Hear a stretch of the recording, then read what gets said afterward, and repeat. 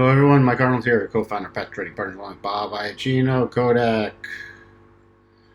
Let's see where we sitting on the 1 hour chart. Continuing drift lower. 2005 was the level, coming down, rotating back up to the rotation zone, then heading lower, enabling us to drag down our next key levels.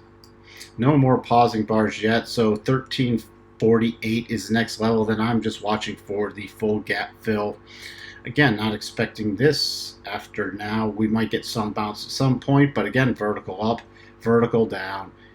Just going to keep talking about it till people get it through their head. Full gap fill, by the way, would be down to the opening price here, which is 963. So you see on the daily, back below the daily rotation zone, back within the daily rotation zone, which most likely favors a test of the other side.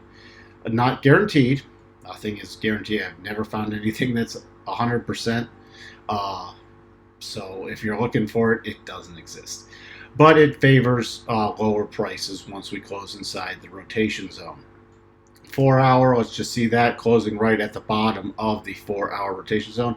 So if you did get a minor bounce, it's still, the rotation zone is technically still bullish on the 4 hour, bearish on the 1 hour, bullish on the daily, but I sort of ignore those once we get into these vertical down moves. I'm going to pay attention if we do get a rotation back up. The major resistance now is this little underbody, so if it did rally, I'd be watching 22 bucks.